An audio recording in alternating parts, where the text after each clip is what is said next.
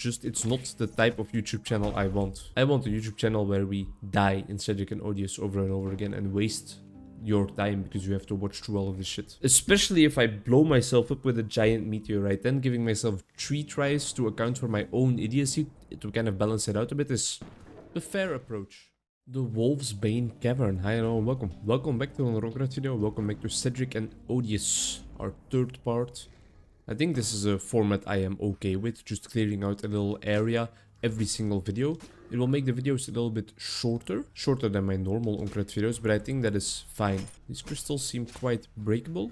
They might drop some loot, they might drop some valuables for us, but let's check that out during the video. I think that's fine because I think that even though I want to, I'm like really not focused on, but definitely an advocate for going back to a bit slower YouTube content and a bit less of the hyper-focused ADHD, TikTok-esque, everything has to move fast, every video has to be very, very quickly ended. Wow, okay, stroke time.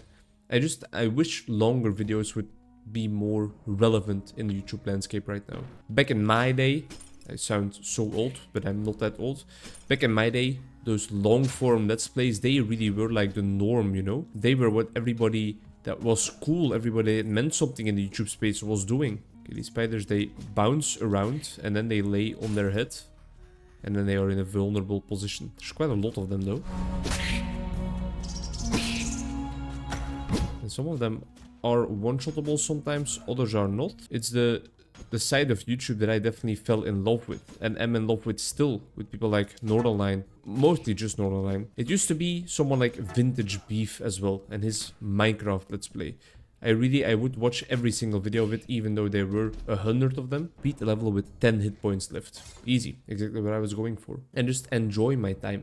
But now, it doesn't appeal to the audiences anymore, I'm afraid. The younger audiences, but the older audiences neither. I think everybody has just been brainwashed a bit into this idea of like everything has to go fast, everything has to go over, has to be over quickly, because I have to start consuming the next piece of content already. And don't get me wrong, I'm a victim to that as well. I think I over-consume my YouTube content in a large manner. I'll be the first person to tell you. But I do think that I feel the urge to go back to that golden era of YouTube, as some people might call it. I don't know if I would call it that because I like short form content as well. I just like all types of YouTube content, but I'm just addicted. I feel like I want to represent the voice a bit of the people that enjoyed that side of YouTube a bit more. I want to go back to that more mindful side of things, more easygoing, slow side of things. I don't understand what we're doing with this. Do we need to push them over the edge, the skeletons? That might be the case, because they do fly away quite far. That's why I immediately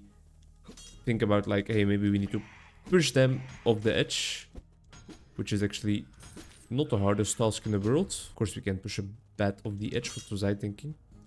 I'm wondering what you guys feel about this, because I feel like it's a topic that I can discuss with my audience, because, well, the audience is here to consume the content. How are you in terms of like the long form content? What's your opinion on it? Do you watch my The Witcher 3 videos? Do you think those are too long? Do you think I should try to shorten them a little bit? Do you think my play style, editing style, video creating style is just not fit for the current YouTube landscape anymore? That would suck. It would suck, but it would mean that I am automatically kind of... I was gonna go for stamina, right? I don't feel like I need the extra health right now. It would suck, but it would mean that I stand out automatically a bit because I'm doing something less than optimal. I'm doing something that not a lot of people might do because they know that it won't earn them a quick buck and it will be harder for them to find an audience. And I think I have noticed that already, right? That it's hard for me to find an audience. Was this some kind of AoE pushing or AoE shield? I didn't really see its name when I picked it up. Oh, that's a nice poison right there. Oh, it's an AoE stun. I guess that's a little bit easier to push the skeletons off the side, for example. Even if that is the case, you know, I don't know if I am gonna change up my ways. I don't know if I'm gonna change up the way I create videos just to get them into shorter form content, for example, to appeal more to what the YouTube audience wants, because I still want to do my own thing. Ooh. Okay, can we jump over this?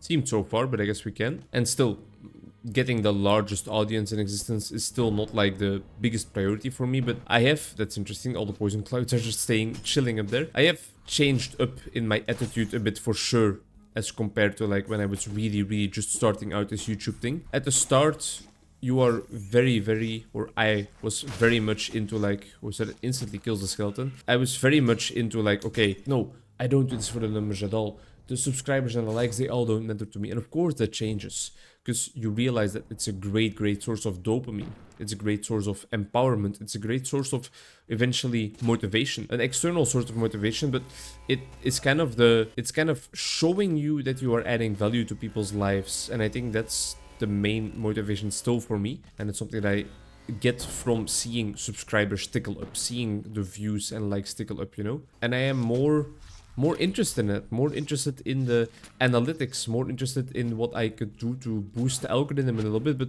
not to the extent of just creating the content that I think will grow my channel the quickest. Because if I really want to do that, then that is for surely gonna be just go into one niche, decide what you want to make and just stick to that. And I'm not ready for that yet. I don't think I will ever be, because it's not the type of YouTube channel I want. I want a YouTube channel where we die in Cedric and Odious over and over again and waste your time because you have to watch through all of this shit. That's some MLG gamer shit right there. I feel like I still have all the time in the world to figure out exactly what I want to do and how do I want to do it with the YouTube channel. I am figuring it out right now by, for example, diverting into these side tracks a little bit again with the indie games, even when I'm working on The Witcher still, even when I should be working on my series on the Yalom's book still. Both projects that will not gain me that many views at this point in time. Everybody has seen The Witcher already that wants to see it probably, and the Yalom book is probably even a bit too niche in order for it to really be applicable, or in order for it to really be enjoyable for a lot of the audience that I normally make videos for. Can't rely on everybody in the YouTube channel comments being that into therapy and into, goddammit, the nitty-gritty of therapy even. Get your head out of your ass and play the game, bro. The commentary is fine. Focus on playing the game again a little bit. That's not my internal critic talking, that's me just giving myself a very heartfelt speech, which is exactly what we want the internal critic, the inner critic, to really do for our clients. We don't want it to rule their lives or make sure that they are inhibited in doing things that they would actually want to do, but it can still be there. It can still be there to motivate them to do the correct thing, to do what they actually want to do and think about how they want to be in life. And I want to be less frequently hit by these spiders, if that's at all possible. These spider armadillo-like creatures. For being a free game, this really has some beautiful pixel art in my opinion. I'm actually quite fond of it, to be honest. I need that health potion. Nice. I've lost all my other items because of my death, but that helps. This is the meteor one, right? So that spider on the right will probably die. I need to stand clear of that by a large margin because that is really a large explosion. Okay, all of a sudden this level was easy as dicks. Dicks are quite easy. Just 1 second ago, I was talking to a friend about how the both of us were doing, and she was like, oh, I'm actually really busy. And it hit me like, nice, I thought that would happen. I'm not necessarily that busy when it comes to just life right now, but man, oh man, you're my best friend, I scream into the motherland. It feels busy still, you know? Life still feels busy at this point in time. And I don't know if I really like it. Normally, I'm quite into having this busy lifestyle, this social life that is quite active to say the least. But lately, I feel like I want just a bit more time to chill, time to invest in YouTube, time to invest in reading. Especially time in YouTube. I've really rediscovered my love for this platform lately, and creating content. And I mean, the love for consuming content will still always be there. Did I mention my addiction already? It's a furry, holy shit, dash wolf. Who enters my lair? Woof! I must say, it's strange that this place is called Wolfsbane Cavern, when its ruler is a wolf-human abomination. I was not always this way. A rival of mine employed a sorcerer to levy a curse against me. Woof! My subjects turned against me and pushed me into this cavern. Woof! And so this place bears its bitter name. Grrr, woof! Now kneel! Woof! I kneel to no beast, cursed or otherwise. Your tale ends here. May your next life prove kinder. That goes hard. That goes hard as dicks. May your next life prove kinder.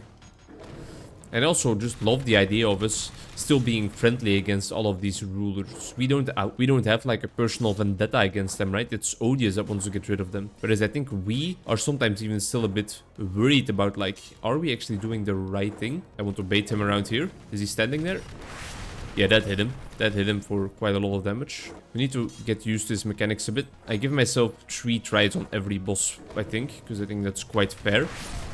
Especially if I blow myself up with a giant meteorite, then giving myself 3 tries to account for my own idiocy to kind of balance it out a bit is the fair approach. We are doing it without items now. I guess if you would really want items, you could go back into the previous level, just replay it, get items there, and then, like, at the level end, automatically head into the boss fight, I think. Don't need the health potion yet, I've not even been hit. After this recording session, I will hit the bed. Well, I have to clean out the litter boxes of the cat first, but that's a small little task. Then I will get ready for bed and I will spend some time reading.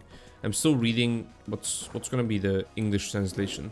I don't know what the English translation is, but a book by Dolly Alderton about being ghosted on online dating apps. It sounds schmut. It is a bit schmut, but I'm enjoying it. There's some more adult themes in there as well. There's some more significant, in-depth themes in there as well, like her dealing with the dementia of her father, never being home, and feeling guilty because she feels like her mother is not really caring for the father's dementia all that well. She's not taking it seriously enough. And that's quite real, you know? That's quite heartfelt. What the hell is all that? What are those? What? You don't like my new look? I figured those guys don't need their stuff anymore and I really needed a makeover. The giant battle-axe and helm are quite intimidating, but can you move? In a sense. Beautiful. Wow. He almost did a somersault. Did you see that? Moving is overrated. Fine. And there is the odious we know and love again. And again, everything is to explode. I must say being a sorcerer is wonderful, but sometimes I do wish I could partake in all the stabbing and bludgeoning like the common folk. Alright, good work here. Let me clean up your mess. Princess Mononoke looking ass. Beautiful. Easy enough. A short and sweet victory and a very short and sweet video. Vampire Sanctum is up next. See you in the next one. Bye bye.